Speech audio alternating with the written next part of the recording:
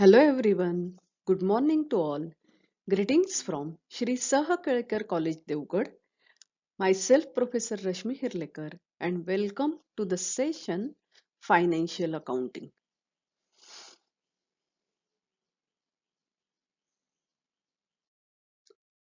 Learning objective of this lecture.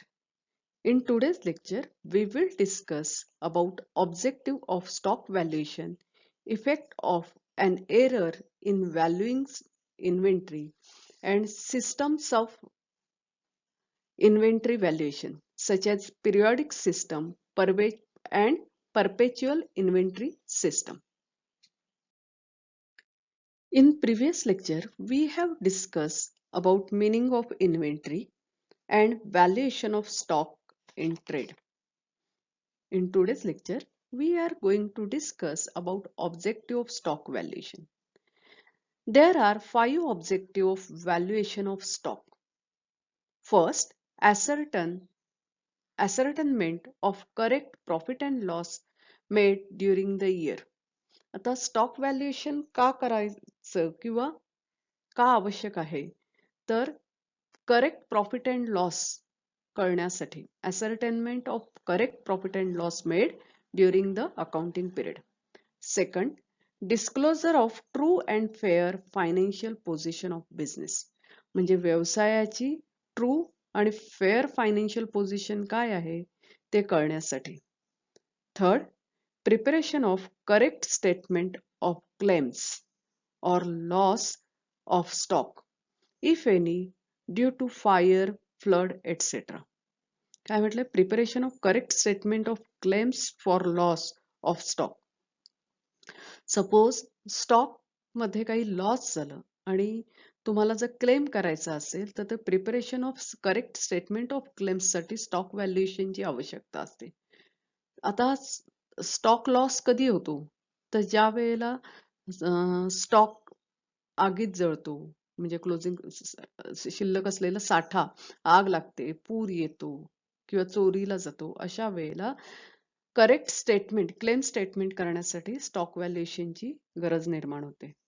Fourth objective determination of value of stock on consignment म्हणजे consignment मध्ये पाठवलेल्या स्टॉकची value ठरवण्यासाठी.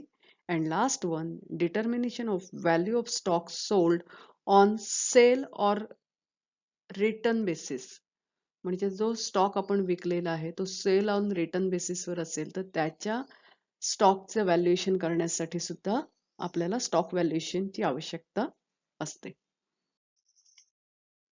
Now we will discuss about effect of an error in valuing stock. म्हणजे stock valuation करत असताना समजा जर त्यात काही चुका झाल्या तर त्याचे काय परिणाम होतात. The first one, error in valuation of inventory means inventory is either understated or overstated. म्हणजे आता स्टॉक व्हॅल्युएशन मध्ये चूक होते किंवा एरर होते याचा अर्थ इन्व्हेंटरी जी आहे म्हणजे स्टॉक जो आहे तो एकतर ओव्हरस्टेटेड असतो किंवा अंडरस्टेटेड असतो. It has got the effect on both profit and loss account and balance sheet म्हणजे ओव्हरस्टेटेड असला तरी सुद्धा किंवा अंडरस्टेटेड असला तरी सुद्धा दोघांचेही परिणाम प्रॉफिट अँड लॉस आणि बॅलन्स शीटवर होतात. The effect are as under त्याचे परिणाम कसे होतात. First one, if the closing inventory is understated, gross profit as well as net profit will be understated. समजा क्लोजिंग इन्व्हेंटरी अंडरस्टेटेड असेल तर काय होतं, ग्रॉस प्रॉफिट नेट प्रॉफिट सुद्धा कमी दिसतं. म्हणजे क्लोजिंग इन्व्हेंटरीची किंमत तुम्ही कमी दाखवली ऍक्च्युअल पेक्षा तर तेवढ्याच किमतीने प्रॉफिट आणि ग्रॉस प्रॉफिट नेट प्रॉफिट सुद्धा कमी दिसतं. Second effect, current assets of business will be understated. कारण आपण हा क्लोजिंग स्टॉक कुठे दाखवतो तर बॅलन्स शीटच्या ऍसेट साइडला करंट ऍसेट मध्ये दाखवतो. त्यामुळे साहजिकच आहे व्यवसायातले करंट ऍसेट सुद्धा कमी दिसतात. And if the opening inventory is understated, the net profit for the period will be overstated. समजा ओपनिंग इन्व्हेंटरी अंडरस्टेटेड म्हणजे आता या वर्षीचं क्लोजिंग स्टॉक तुम्ही अंडरस्टेटेड म्हणजे ऍक्च्युअल व्हॅल्यू पेक्षा कमी दाखवलं. 5,000 आहे तर 3,000 दाखवलं. नेक्स्ट इयरला काय होणार? ऍक्च्युअल व्हॅल्यू ऑफ स्टॉक 5,000 असेल पण तुमच्याकडे दिसणार 3,000ला. आणि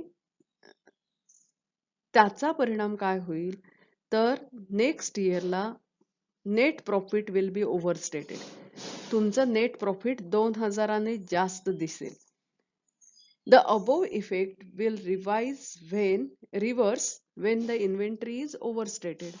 म्हणजे ज्या वेळेला ऍक्च्युअल व्हॅल्यू आहे त्याच्यापेक्षा जास्त किमतीने तुम्ही इन्व्हेंटरीचं व्हॅल्युएशन केलं असेल तर ह्याच्या उलट परिणाम होतील. जसं की क्लोजिंग स्टॉक तुम्ही ओव्हरस्टेटेड केला तर तुमचं gross profit gross profit net profit काय होईल? वाढलेलं दिसेल. लॉस असेल तर कमी झालेलं दिसेल. करंट असेट वाढलेले दिसतील. नेक्स्ट इयरचं ओपनिंग स्टॉक वाढलेलं असेल आणि त्याचा परिणाम तुमचं नेक्स्ट इयरचं प्रॉफिट कमी होईल. अशा प्रकारे actual true and fair position of business तुम्हाला काय आहे ती कळत नाही जोपर्यंत तुम्ही इन्व्हेंटरी व्हॅल्युएशन करेक्ट पद्धतीने करत नाहीत.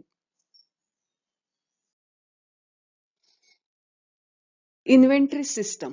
There are two principal system of determining inventory. Inventory determine करण्याच्या दोन सिस्टम आहेत. First one periodic system and second one perpetual inventory system. म्हणजे पहिली आहे periodic system आणि दुसरी आहे perpetual inventory system. First of all, we will discuss about periodic system. Under this method, the value of stock is decided by physical counting the stock at end of the accounting year. म्हणजे periodic system मध्ये काय केलं जातं? Physically counting केलं जातं. म्हणजे actual stock किती आहे तो मोजला जातो अकाउंटिंग इयरच्या शेवटी. In large size enterprises, because the large volume of business, stock taking may take even 1 week. आता मोठा ऑर्गनायझेशन असेल तर स्टॉक मोजण्यासाठी कदाचित आठवडा लागतो. In such cases purchase and sales are suspended for about 1 week. म्हणजे अशा वेळेला ज्या वेळेला स्टॉक घेत असतो त्यावेळेला एकदा परचेस सेल्स आपल्याला थांबवावे लागतात. Purchase are recorded at cost and sales are recorded at selling price. Purchase आपण खरेदी किमतीत रेकॉर्ड करतो आणि सेल्स सेलिंग प्राइस मध्ये खरेदी करतो. Hence stock has to be ascertained by actual stock taking. आणि त्यामुळे कसं असतं की खरेदी केलेला माल आपला कमी दिसतो आणि विक्री केलेली रक्कम कमी दिसते आणि विक्री केलेली रक्कम जास्त दिसते. आणि त्यामुळे स्टॉक जे आहे ऍसर्टन ऍक्च्युअल स्टॉक टेकिंग प्रत्यक्ष स्टॉक मोजून स्टॉक किती आहे तो मोजला पाहिजे. There are two steps involved in this method. या मेथड मध्ये दोन स्टेप्स आहेत. The first one, count the item physically. A certain item can be weighted in kilos, tons or liter. म्हणजे फिजिकली जे काही आयटम असतील ते मोजा.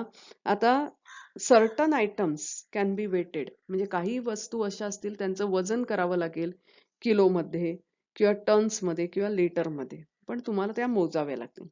सेकंड स्टेप आहे the items counted are listed price and added. म्हणजे हे जे आपण आयटम काउंट केले त्याची लिस्ट करायची, त्याची किंमत ठरवायची, added so as to get the value of inventory. त्यांची बेरीज करून आपल्याला व्हॅल्यू ऑफ इन्व्हेंटरी मिळते. For this purpose stock sheet is prepared. आणि यासाठी स्टॉक शीट तयार केली जाते. आता ही स्टॉक शीट कशी असते तर स्टॉक शीट मध्ये एक टेबल असतं. त्या टेबलमध्ये सिरियल नंबर असतो. पर्टिक्युलर्स ऑफ इन्व्हेंटरी हा दुसरा कॉलम असतो.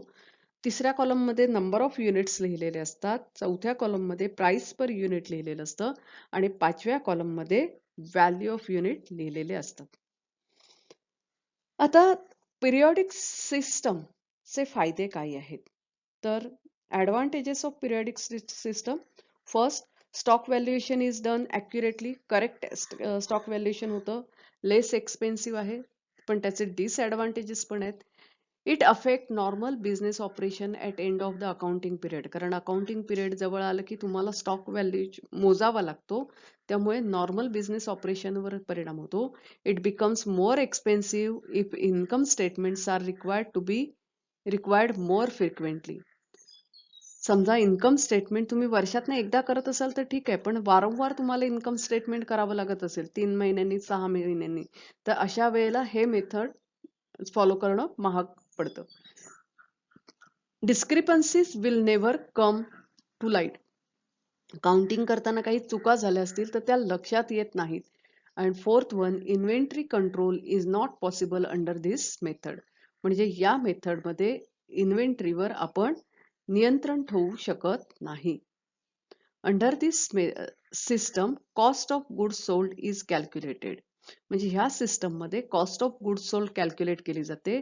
आता ही कॉस्ट ऑफ गुड्स सोल्ड कशा प्रकारे कॅल्क्युलेट केली जाते, तर स्टॉक ॲट बिगिनिंग पिरियड, सुरुवातीचा स्टॉक, त्याच्यामध्ये परचेसेस ऍड केले जातात. नंतर cost of goods available for sale, उपलब्ध असलेला माल विक्रीसाठी, त्याच्यातनं less stock at end of the period, शेवटी असलेला साठा जो आहे तो वजा केला जातो आणि तुम्हाला जी रक्कम मिळते त्याला आपण काय म्हणतो, cost of goods sold. Working of system. आता हे सिस्टम कशा प्रकारे काम करतं. Previous year closing stock become opening stock for current year. The value of opening stock is debited to trading account. नेहमी सगळ्यांना माहिती आहे की क्लोजिंग स्टॉक या वर्षीचा आहे तो नेक्स्ट इयरचा ओपनिंग स्टॉक असतो. ओपनिंग स्टॉक आपण ट्रेडिंगच्या डेबिट साईडला लिहितो. Purchase for the period are debited to trading account. Trading अकाउंटमध्ये परचेसेस आपण ऍड करतो. Stock at end of the year is credited to ट्रेडिंगच्या क्रेडिट साईडला क्लोजिंग स्टॉक लिहितो. The resulting figure is cost of goods sold. जी काही रक्कम येते त्याला आपण काय म्हणतो, cost of goods sold.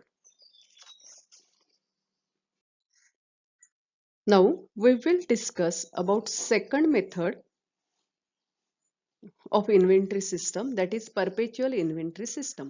It is a system of record maintained by controlling department which reflect the physical movement of goods and their current balances. म्हणजे ह्या सिस्टम मध्ये रेकॉर्ड मेंटेन केलं जातं, ज्यामध्ये ज्या डिपार्टमेंट मध्ये फिजिकल मुवमेंट ऑफ गुड्स होते आणि त्यांचे करंट बॅलन्स मेंटेन केले जातात. It requires continuous record keeping. सातत्याने रेकॉर्ड ठेवावं लागतं of inflow and outflow of inventory system. म्हणजे किती माल आला, म्हणजे सपोज एखादा परचेस डिपार्टमेंट असेल तर किती माल आला, किती विक्रीला पाठवला, याचं कंटिन्युअस रेकॉर्ड ठेवलं जातं. The inventory account is updated after each purchase and sales of transaction. प्रत्येक परचेस आणि सेल्स नंतर अपडेट केलं जातं. याचे फायदे काय आहेत, advantages. The normal working is not disturb. कारण हे कंटिन्युअस काम चालू असतं. There is no need to take stock by physical count. Physical count करून स्टॉक घ्यावा लागत नाही. It is easier to control loss control करण्यासाठी सोपं पडतं.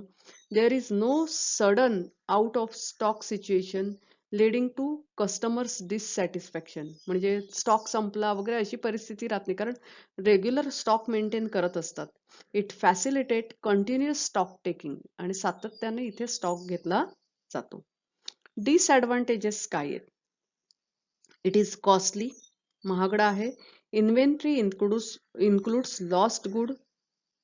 म्हणजे यामध्ये लॉस झालेला माल सुद्धा इन्क्लुडेड असतो. It becomes complicated to record each and every transaction. प्रत्येक ट्रान्झॅक्शन रेकॉर्ड करणं कॉम्प्लिकेटेड होतं. The stock is valued at price or market price whichever is less. यामध्ये काय केलं जातं, cost of goods sold calculate नाही केली जात, तर स्टॉकची मार्केट प्राइस किंवा कॉस्ट व्हॅल्यू बघितली जाते आणि जी लेस असेल त्या किमतीने स्टॉकचं व्हॅल्युएशन केलं जातं. It is essential to take care to exclude any absolute or unsellable stock to provide against loss. म्हणजे ह्या स्टॉक रेकॉर्डिंग मध्ये म्हणजे अशा प्रकारे स्टॉक मेंटेन करत असताना काळजी घेणं आवश्यक आहे.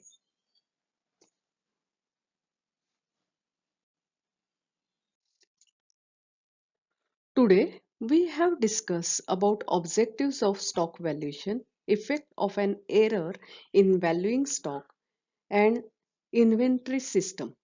म्हणजे इन्व्हेंटरी कशा प्रकारे व्हॅल्युएशन केलं जातं त्याचे दोन सिस्टम आहेत. एक आहे पिरियॉडिक सिस्टम आणि परपेच्युअल सिस्टम. पिरियॉडिक सिस्टम म्हणजे मध्ये वर्षाच्या शेवटी फिजिकल काउंटिंग केलं जातं स्टॉकचं, आणि परपेच्युअल सिस्टम मध्ये ज्या डिपार्टमेंटमध्ये ऍक्च्युअल स्टॉकची मुवमेंट होते त्या डिपार्टमेंटमध्ये रोजच्या रोज डे टू डे रेकॉर्ड ठेवलं जातं. विद्यार्थी मित्रांनो, आपण हे जे परपेच्युअल सिस्टम जे आहे त्या परपेच्युअल सिस्टम मध्ये स्टॉक व्हॅल्युएशनच्या कोणत्या कोणत्या 3 मेथड्स आहेत त्या आपण पुढील लेक्चरमध्ये शिकणार आहोत. तोपर्यंत thank you and happy learning to you. Stay home, stay safe. Thank you.